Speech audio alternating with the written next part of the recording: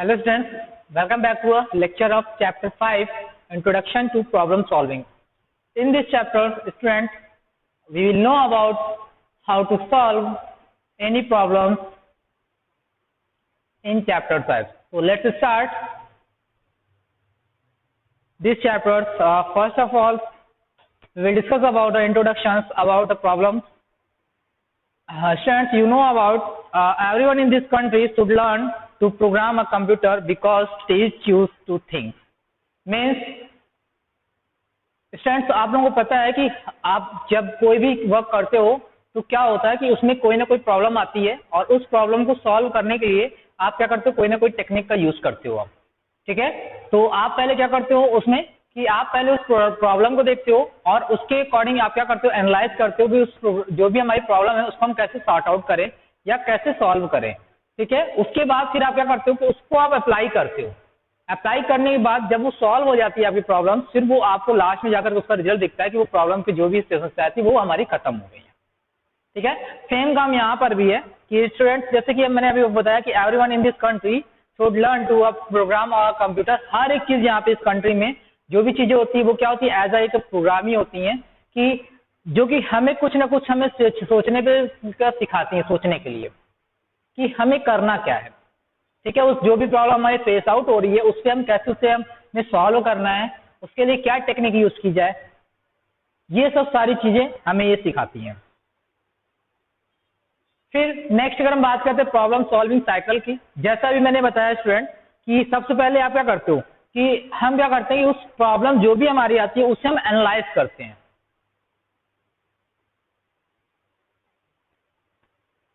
कि वो किस टाइप की प्रॉब्लम है. ठीक है, तो पहले हम क्या करते हैं, उसे एनालाइज करते हैं,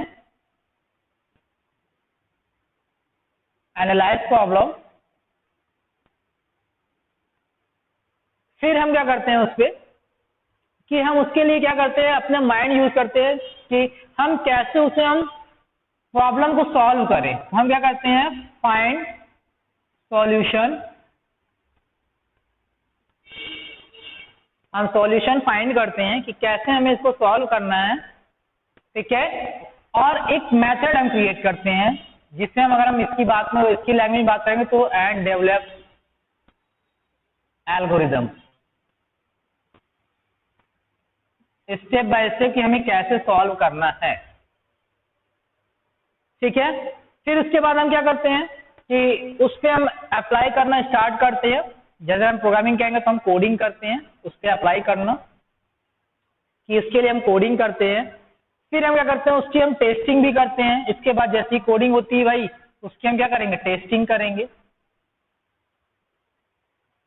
जब हमारा टेस्टिंग हो जाएगा तो फिर हमारा वो प्रॉब्लम क्या होगा, वो सॉल्व हो जाता है. ये पूरा एक तरह का सर्कल पूरा क्रिएट करता है कि पहले हमने क्या किया, उसके बाद क्या किया, फिर क्या किया, फिर क्या किया. तो जैसे आपकी रियल लाइफ में भी है, कोई भी प्रॉब्लम आती है तो आप क्या करते हो, पहले उसके लिए सॉल्यूशन के लिए आप सोचने लगते हो कैसे हम उसे सॉल्यूशन करें, और एक टेक्निक आप डेवलप करते हो और उस टेक्निक को क्या करते हो, आप अप्लाई करना स्टार्ट करते हो. और वही टेक्निक क्या होती है, फिर वो टेस्टिंग में आ जाती है. जब टेस्ट उसका रिजल्ट आता है, रिजल्ट अगर आ जाता है तो प्रॉब्लम क्या होता है, आपका सॉर्ट आउट हो जाता है.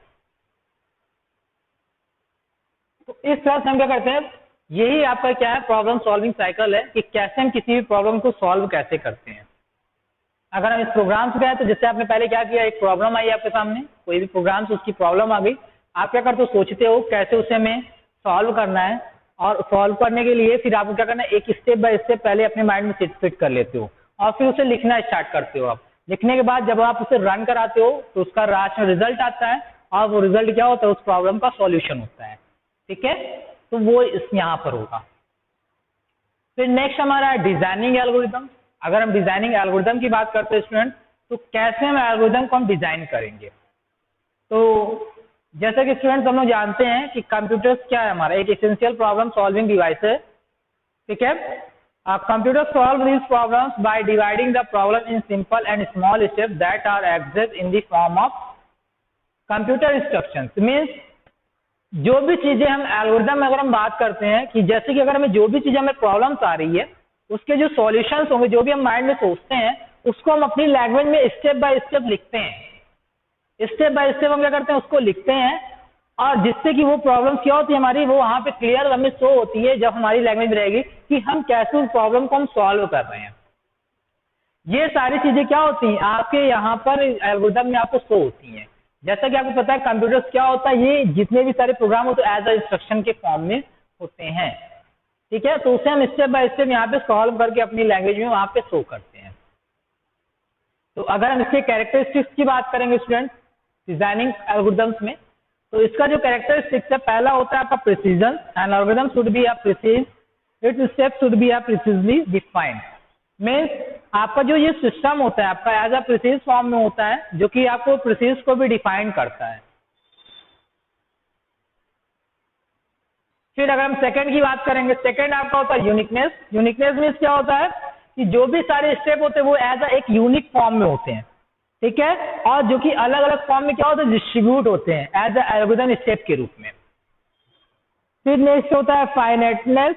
मीन्स फाइनाइटनेस मीन्स कहना है कि जो भी स्टेप होते हैं वो जरूरी नहीं कि आपके एल्गोरिथम की ये हर एक प्रोग्राम आपके एक लिमिटेशन में हो कि एक ही स्टेप हो और इसी एक ही स्टेप में क्या हो वो खत्म हो जाए, कि जरूरी नहीं कि वो 3 ही 4 स्टेप में हो और वो खत्म हो जाए हर बार 4 स्टेप में, ठीक है।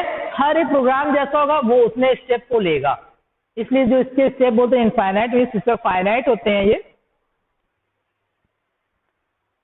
एंड इनपुट, अगर इनपुट की बात करेंगे तो an algorithm requires a specific type of input to work upon. Means हम इनपुट में क्या करते हैं कि हम स्टेप बाय स्टेप हम क्या करते हैं इंस्ट्रक्शन देते हैं एंड फिर जो उसका रिजल्ट आता है एज अ आउटपुट हमें प्रोवाइड होता है पूरी प्रोसेसिंग करने के बाद।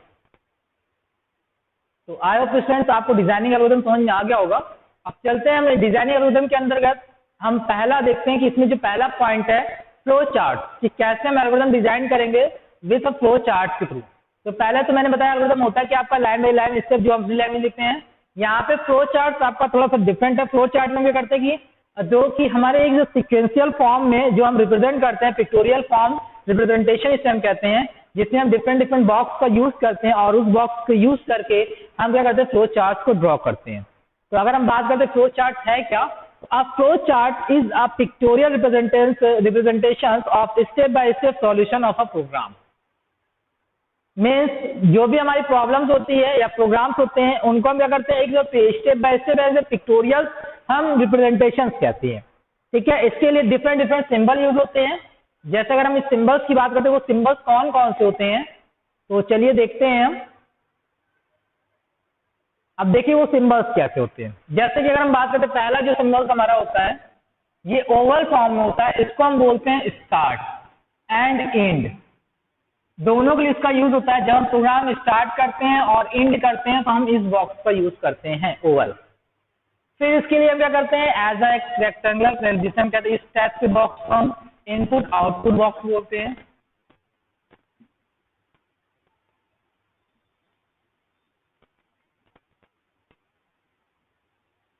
अगर हमें कोई चीज इनपुट कराना है तो हम इस बॉक्स का यूज करेंगे, हमें रिजल्ट शो कराना है तो भी हम इस बॉक्स का यूज करते हैं। फिर हमारा नेक्स्ट बॉक्स होता है हमारा, इसे हम कहते हैं प्रोसेसिंग बॉक्स, जिसमें सारे प्रोसेस होते हैं जो कि मैथमेटिकल इक्वेशन जितने भी सारे होते हैं प्रोसेसिंग करने के लिए हम इस बॉक्स का यूज करते हैं। फिर दूसरा हमारा नेक्स्ट होता है हमारा डायमंड बॉक्स होता है। डायमंड बॉक्स के लिए हम क्या करते हैं यहाँ पे अगर हमें कोई डिसीजन लेना होता है, इसे हम डिसीजन बॉक्स भी कहते हैं, जहाँ पे हम कंडीशन देते हैं, ठीक है। ये हमारा डिसीजन बॉक्स है या डायमंड बॉक्स इसे हम कहते हैं।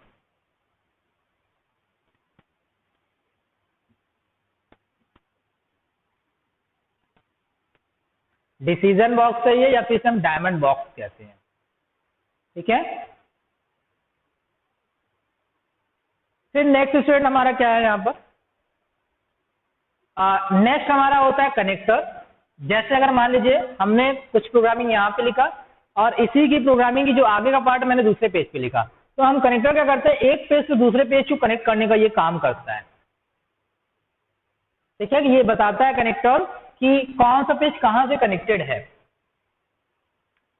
फिर इन चीज को हमें फ्लो बताना कि किस डायरेक्शन में आप मूव कर रहे हैं, तो हम इसके लिए क्या करते हैं एरो का यूज करते हैं, जो कि आपके प्रोग्राम की फ्लुएंसी को बताता है कि ये किस डायरेक्शन में जा रहा है। कंट्रोल है, फ्लो ऑफ कंट्रोल जिसे हम कहते हैं।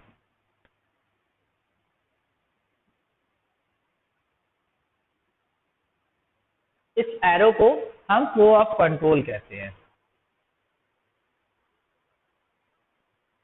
अब चलते हैं हम इसके अंदर की बातें जानते हैं और फिर इसके बारे में हम वन बाय वन बाद में डिस्कस करेंगे।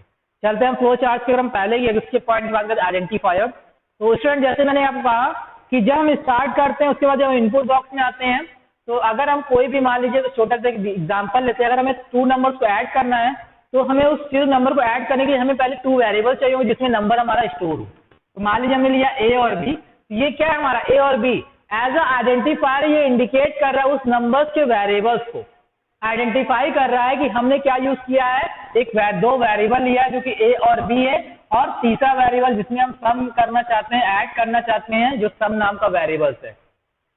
ठीक है, इन वेरिएबल्स को हम आइडेंटिफायर बोलते हैं।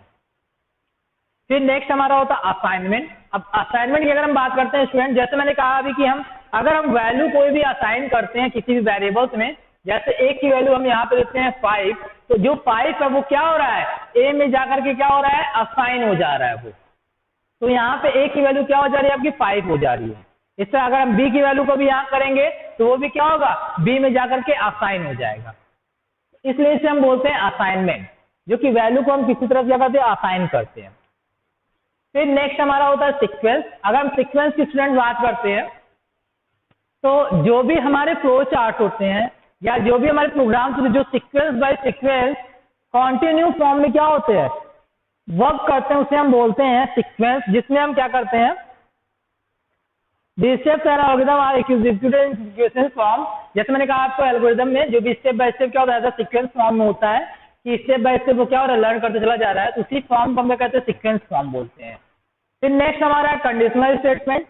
अगर हम इस स्टेटमेंट बात करते हैं कि एक ऐसी स्टेटमेंट जो कि हमारी कंडीशन पे डिपेंड हो, एक ऐसी स्टेटमेंट जो कि हमारी कंडीशन पे डिपेंड हो, जो भी कंडीशन है अगर वो ट्रू होती है तो हमारा ट्रू वाला स्टेटमेंट एग्जीक्यूट हो, और अगर फॉल्स है कंडीशन तो हमारा फॉल्स वाला कंडीशन एग्जीक्यूट हो। तो इसलिए यहाँ पर हम बात करते हैं तो कंडीशनल स्टेटमेंट में हम इफ का यूज करते हैं।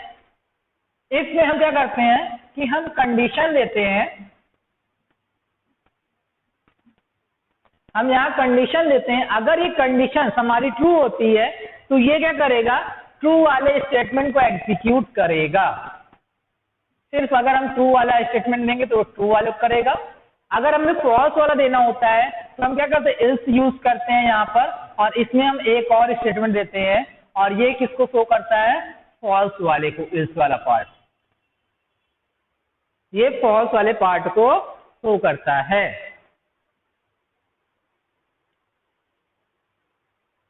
तो अगर हम फ्लो चार्ट में बात करें कैसे डिसीजन देंगे, जैसे मैंने आपको बताया था कि आप डायमंड बॉक्स का यूज करते हो।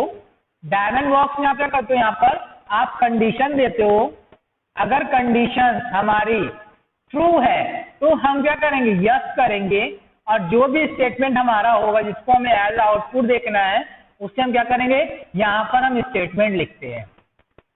अगर फॉल्स होता है तो हम क्या करें, दूसरी तरफ डायरेक्शन बनाते हैं जिससे हम फॉल्स को नो लिखते हैं, और यहाँ पे हम दूसरा बनाते हैं नो वाला स्टेटमेंट लिखते हैं, जो भी फॉल्स वाला स्टेटमेंट। इस तरीके से हम शो करते हैं कंडीशनल स्टेटमेंट को। फिर हम अगर लूपिंग स्टेटमेंट की बात करेंगे स्टूडेंट, मीन्स लूपिंग स्टेटमेंट क्या होता है, एक ऐसा स्टेटमेंट जो कि अपने आप को ही बार बार रिपीट करे, इस टाइप के स्टेटमेंट को हम लूपिंग स्टेटमेंट कहते हैं, जो कि अपने स्टेटमेंट क्या करता है, बार बार रिपीट करता है। ठीक है, तो इसके लिए अगर हम इसमें लूपिंग स्टेटमेंट कैसे हम देखते हैं, कैसे हम ड्रॉ करते हैं फ्लो चार्ट में, तो चलिए देखते हैं। और वो स्टेप बाय स्टेप क्या होता है, बढ़ता चला जाता है। ठीक है, तो अगर हम लूपिंग स्टेटमेंट की बात करेंगे, जैसे मैंने क्या किया, एक छोटा सा पहले क्या करते हैं, जैसे डायग्राम बनाते हैं फ्लो चार्ट का, जैसे स्टार्ट किया हमने, और फिर क्या किया हमने, एक इनपुट ले लिया,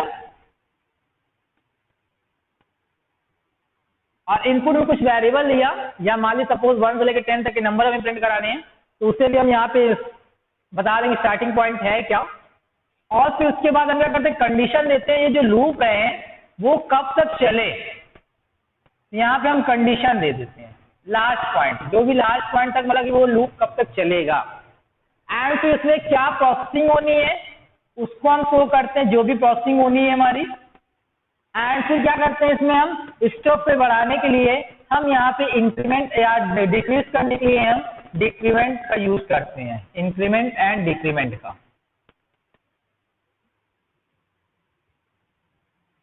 और फिर क्या करते हैं, इसी लूप को क्या करते हैं, कंटिन्यू फॉर्म में करके कंडीशन से जोड़ देते हैं। ठीक है, ये तब तक चलता है जब तक कंडीशन आपकी ट्रू होती रहेगी, रिपीट होता रहेगा। जैसे ही फॉल्स होगा और फिर आपको क्या होगा, ये आपको रिजल्ट आपको देगा यहाँ पर एज अ आउटपुट फॉर्म में, और फिर एंड हो जाता है वो प्रोग्राम।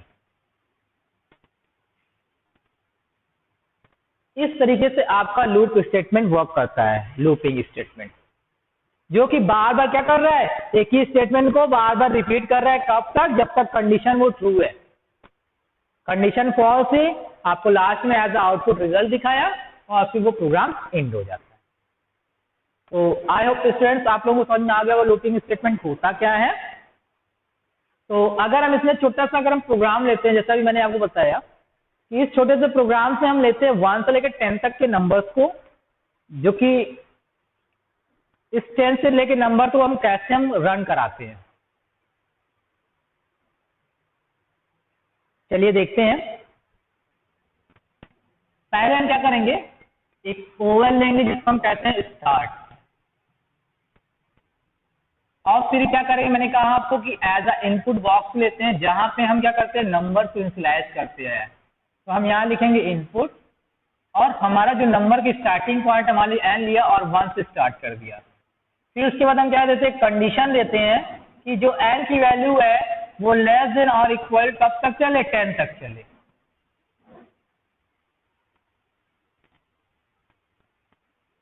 ये कंडीशन है, इफ l ग्रेटर देन और इक्वल टू, लेस देन और इक्वल टू 10। अगर ये ट्रू होता है तो वो क्या करे, हमारा n की वैल्यू को प्रिंट करे।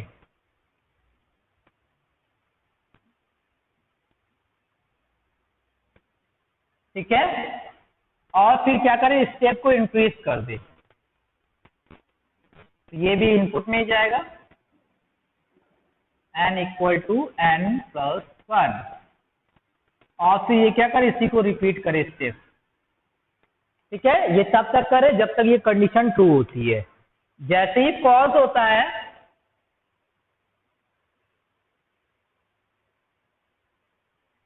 तुरंत वो क्या करे, प्रोग्राम को एंड कर दे।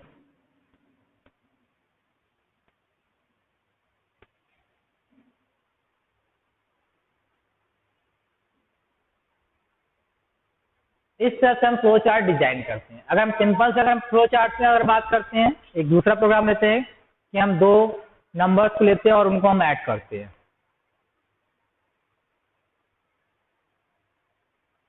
अब 2 नंबर्स को लेकर के अगर हम ऐड करना चाहेंगे तो हम पहले क्या करेंगे, एक पहले तो हम लेंगे ओवल, यहाँ पे हम लिखते हैं start,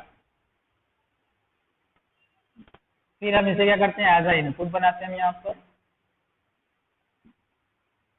input A and B, और एक क्या लेंगे, एक और वेरिएबल लेंगे C, जो कि हमारा क्या करेगा, सम करेगा। और फिर अब क्या करेंगे, हम प्रोसेसिंग कराएंगे। प्रोसेसिंग में क्या लिखेंगे, C equal to A plus B, sum करेगा, और फिर इसका हम आउटपुट देखेंगे। आउटपुट हमारा क्या आएगा, प्रिंट C की वैल्यू। अब जब ये C की वैल्यू प्रिंट हो जाएगी तो हमारा प्रोग्राम क्या होगा, एंड कर दे। ये एक सिंपल सी प्रोसेसिंग है फ्लो चार्ट की। इसमें स्टूडेंट्स कई सारे आपके आते हैं, फ्लो चार्ट में बहुत सारे प्रोग्रामिंग हैं जहाँ पे हम इसे कर सकते हैं। फिर हमारा नेक्स्ट स्टेप आता है, नेक्स्ट स्लाइड पे चलते हैं, देखते हैं क्या, स्यूडो कोड।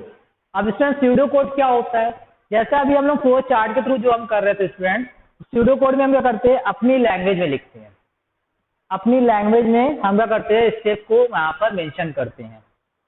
जैसे अभी वहां पे हम एल्गोरिथम, अगर हम बात करते हैं एल्गोरिथम में, कि एल्गोरिथम में अभी मैंने बताया नहीं आपको स्टेप बाय स्टेप कैसे लिखते, जो भी हमारा कोडिंग था उसको अगर हम एल्गोरिथम लिखना चाहें तो हम कैसे लिखेंगे, पहले हम लिखेंगे स्टेप 1 स्टार्ट, फिर सेकेंड स्टेप में हम क्या करेंगे, इनपुट कराएंगे 2 नंबर्स को, इनपुट A एंड B। फिर थर्ड स्टेप में क्या कर रहे थे, हम सम कर रहे थे। और फिर फोर्थ स्टेप में क्या कर रहे थे, इस सी की वैल्यू को हम प्रिंट करा ले रहे थे। एंड लास्ट स्टेप में क्या था आपका, एंड हो जा रहा था। ये स्टेप हमारा एल्गोरिथम मेथड कहलाता है। ठीक है, इसमें अगर हम स्यूडो कोड में कहेंगे तो हम यहाँ पे इस स्टेप को हम हटा देते हैं, बाकी सारे प्रोसीजर यहाँ पे हम सेम फॉलो करते हैं। और इसमें अगर आपके लूप वाले जैसे आते हैं एल्गोरिथम में, तो हम क्या करते हैं, जैसे मान ली मैंने कहा था आपको कि n नंबर्स आपको प्रिंट कराने हैं, 10 नंबर्स, तो हम क्या करेंगे, स्टेप 1 में स्टार्ट, पहले से इरेज कर दे रहे हैं।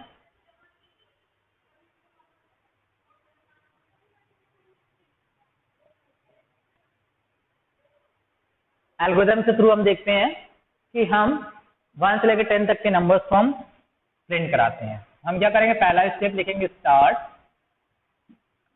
सेकेंड स्टेप में हम इनपुट कराएंगे n की वैल्यू को, और थर्ड स्टेप में क्या हम कंडीशन दे रहे थे कि जो n की वैल्यू है, if n less than or equal to 10 then go to step 4 में क्या करेंगे हम, इससे हम 4 में हम क्या करेंगे, n की वैल्यू को हम प्रिंट कराएंगे,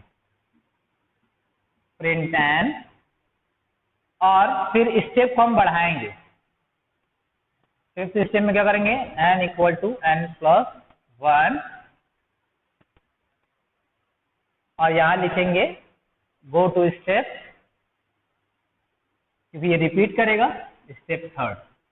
अगर ये कंडीशन फॉल्स होती है तो जो छठा स्टेप होगा वो क्या होगा, एंड का होगा।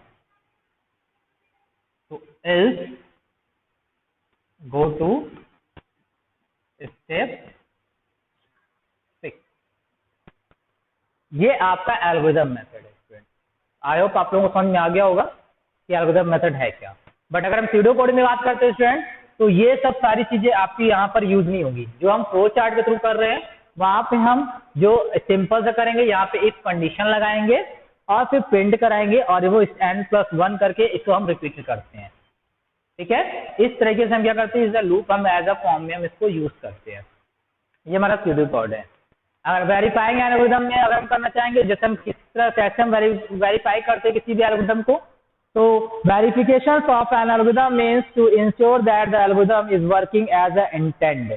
मीन्स हम क्या करते हैं, उसमें हम इंश्योर करते हैं जो एल्गोरिथम है वो हमारा रन कर रहा है कि नहीं कर रहा है, उसको हम वेरीफाइंग एल्गोरिथम बोलते हैं। जहाँ पे हम वेरीफाई करते हैं जो भी स्टेप हमने लिखा है वो रन कर रहा है कि नहीं कर रहा है प्रॉपर वे में। ठीक है, जैसे मैंने बताया आपको 2 नंबर लेना, उनको उनका प्रोडक्ट या सम निकालना है, तो हम क्या करेंगे, उसको हम पहले चेक करेंगे लिखा स्टेप, और देखेंगे वो सम हो रहा है कि नहीं हो रहा है, जिसे हम एज अ ड्राई रन भी बोलते हैं, जो हम रन कराना होता है, और फिर हम दूसरे हम वेरीफाई भी बोलते हैं कि एन एल्गोरिथम कैसे हम वेरीफाई करेंगे। तो स्टूडेंट आपके चैप्टर्स, ये चैप्टर्स आपका फिनिश होता है। इस चैप्टर्स में इतना ही है आपका। ठीक है, इससे रिलेटेड कई सारे प्रोग्राम्स हैं जो कि आपके बुक में के एक्सरसाइज में दिया हुआ है, आप उसे सॉल्व कर सकते हो। ओके स्टूडेंट, तो आज के लिए इतना ही। Thank you, have a nice day.